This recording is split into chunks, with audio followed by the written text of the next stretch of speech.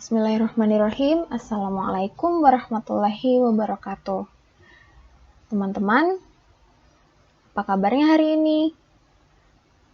Buratri berharap semoga teman-teman tetap dalam keadaan sehat ya, dan tetap semangat. Baiklah, langsung saja untuk pekan ini, materi bimbingan konseling kita bertemakan bersyukur dengan hati yang ikhlas. Pembahasan yang akan ada di dalam materi ini, yang pertama ada pengertian, yang kedua membahas mengenai pentingnya bersyukur, kemudian cara-cara bersyukur, dan yang terakhir adalah bentuk syukur dalam kehidupan kita sehari-hari. Oke, lanjut ke bagian pertama, yaitu ada yang tahu pengertian atau definisi dari syukur itu apa? Menurut Kamus Bahasa Arab Indonesia, syukur berasal dari kata syakara, yang artinya berterima kasih, mensyukurinya, dan memujinya. Kemudian, menurut Kamus Besar Bahasa Indonesia, syukur berarti rasa terima kasih kepada Allah, pernyataan lega, senang, dan sebagainya. Syukur dalam agama kita didefinisikan oleh Ibnul Qayyim, yaitu menunjukkan adanya nikmat Allah pada dirinya. Maksudnya dirinya itu adalah diri kita ya, sebagai manusia, dengan melalui lisan. Al-lisanu yaitu perkataan ya, yaitu berupa pujian dan mengucapkan kesadaran diri bahwa ia telah diberi nikmat. Diberi nikmat oleh siapa? Ya, oleh Allah Subhanahu wa Ta'ala ya teman-teman. Dengan melalui hati berupa persaksian dan kecintaan kepada Allah. Dan melalui anggota badan berupa kepatuhan dan ketaatan kepada Allah.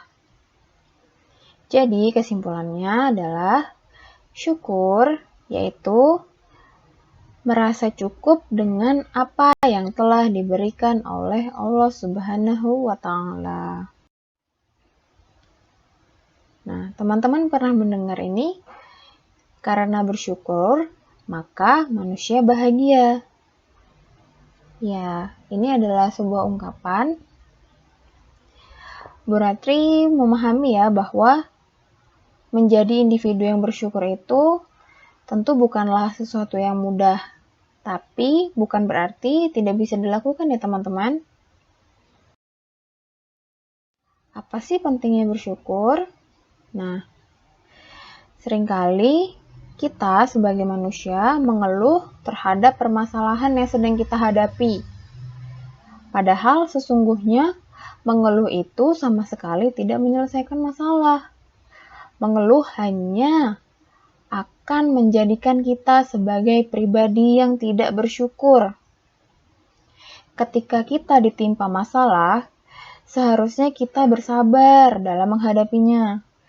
Setelah bersabar, sebaiknya kita ikhlas dengan permasalahan yang diberikan oleh Allah kepada kita. Di balik semua masalah yang kita hadapi, yakinlah bahwa ada sesuatu yang akan membuat kita menjadi bersyukur.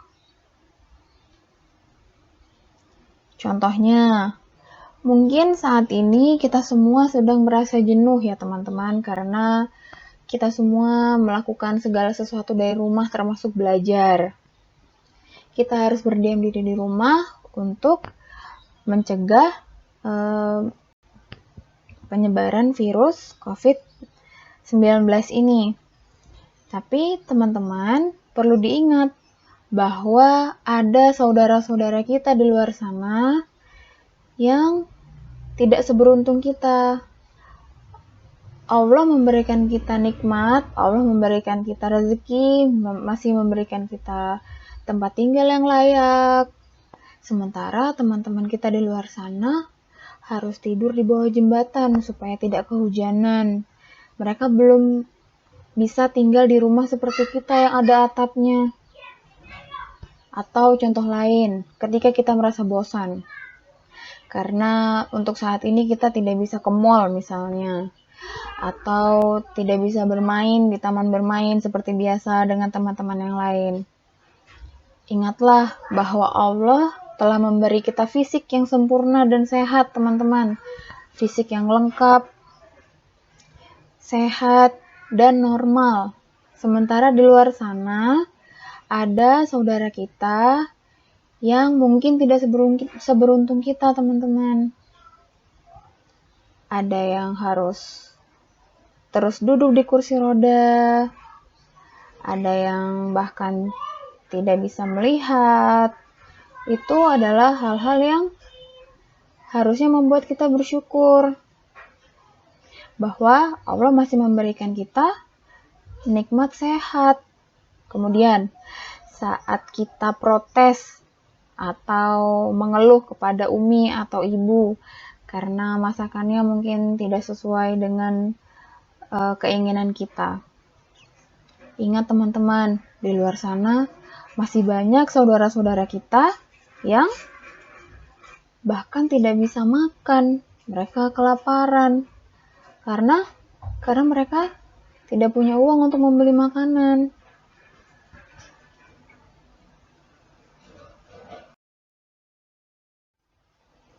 Kemudian, pentingnya bersyukur. Apa sih pentingnya bersyukur untuk kita? Nah, syukur itu adalah ibadah, teman-teman. Sebagaimana ada dalam Al-Quran surat Al-Baqarah ayat 152 yang berbunyi, "Ingatlah kepadaku, maka aku akan mengingat kalian. Bersyukurlah kepadaku, dan janganlah kalian ingkar." Nah, dalam ayat tersebut, Allah memerintahkan manusia untuk bersyukur kepadanya. Maka, syukur adalah ibadah dan bentuk ketaatan atas perintah Allah. Jadi, dengan kita bersyukur, kita juga sudah melakukan ibadah kepada Allah. Kemudian, bersyukur adalah sifat orang yang beriman. Sebagaimana diriwayatkan oleh hadis riwayat Muslim bahwa seorang mukmin itu sungguh menakjubkan karena setiap perkaranya itu baik. Namun, tidak akan terjadi demikian kecuali pada seorang mukmin sejati. Jika ia mendapatkan kesenangan, ia bersyukur, dan itu baik baginya. Jika ia tertimpa kesusahan, ia bersabar, dan itu baik baginya.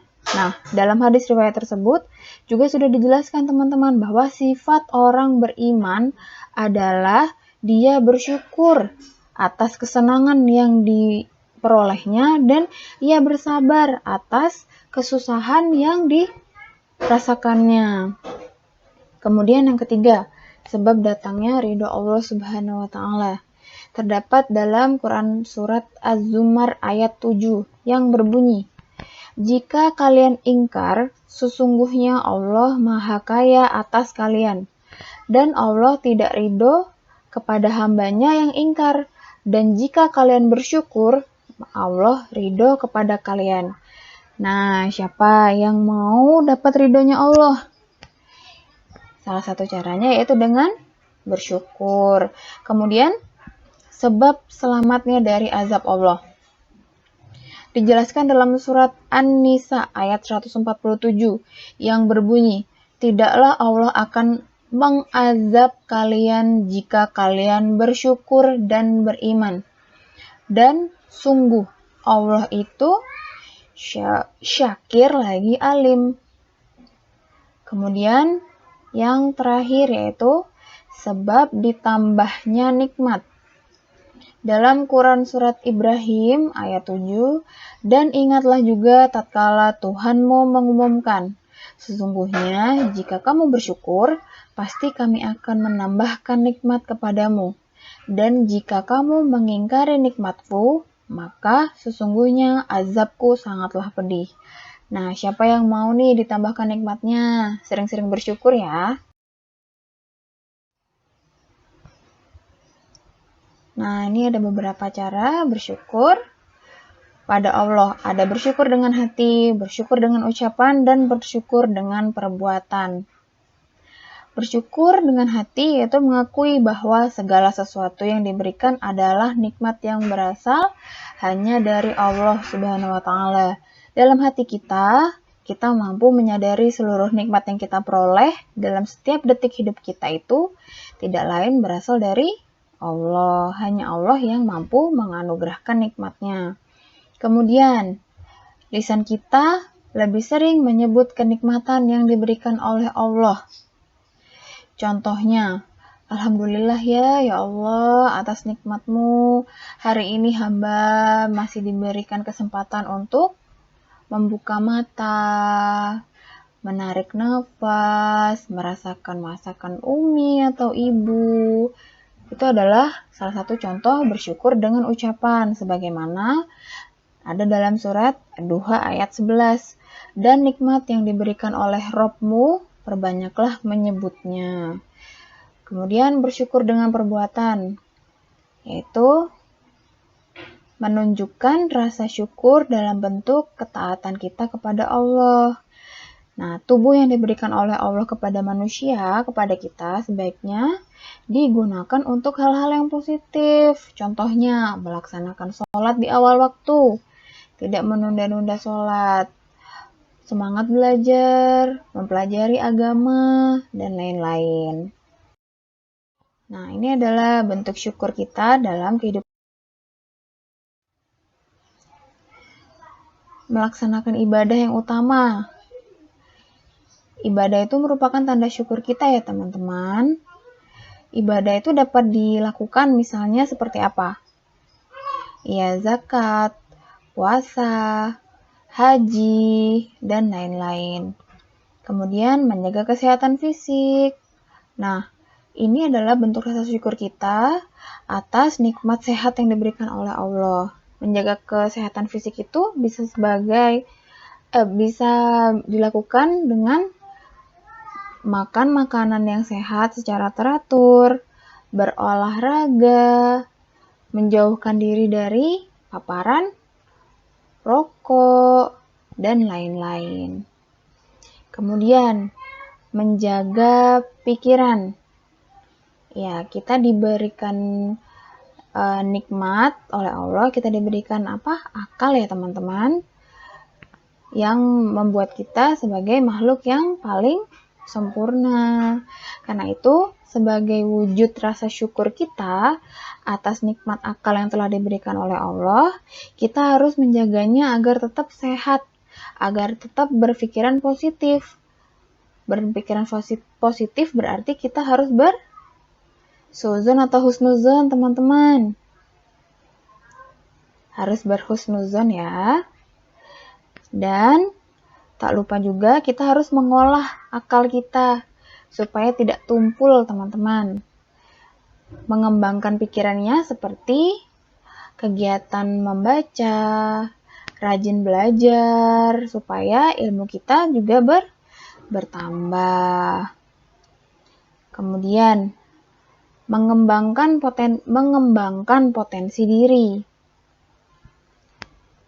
Contohnya yaitu teman-teman ketika merasa, wah, aku senang menjurnal nih, misalnya. Teman-teman bisa mengembangkan potensi itu untuk hal-hal yang bermanfaat. Kemudian, membantu sesama. Nah, apa sih yang bisa kita lakukan untuk membantu sesama? Orang yang bersyukur itu ingin menjadi yang terbaik dengan memberikan manfaat bagi orang lain. Nah, di sekitar kita kan kita bisa melihat ya banyak orang yang butuh bantuan. Nah, orang yang bersyukur, misalnya nih ada teman kita yang mungkin belum beruntung, kita bisa membantunya. Misalnya ketika teman kita sakit, kita diberi nikmat sehat, sementara teman kita sedang diuji dengan rasa sakit, kita bisa mengantarkannya ke UKS misalnya, atau dengan memberikan perhatian, memberikan bantuan air minum, dan lain-lain. Kemudian, tidak menyebabkan orang lain menderita. Maksudnya bagaimana? Orang yang bersyukur akan menjauhkan diri dari sikap yang menyebabkan orang lain menderita. Misalnya, tidak merusak barang milik orang lain. Itu adalah salah satu contoh tindakan yang menyebabkan orang lain menderita. Atau tidak mencoret-coret tembok. Tembok bukan tempatnya untuk mencoret-coret ya teman-teman. Dan tidak mengganggu kenyamanan orang lain. Seperti misalnya kita sengaja menghina atau sengaja menyindir orang lain. Itu adalah contoh yang menyebabkan orang lain menderita dan itu bukan contoh yang baik. Nah, mungkin teman-teman bisa menambahkan apa saja bentuk syukur dalam kehidupan sehari-hari?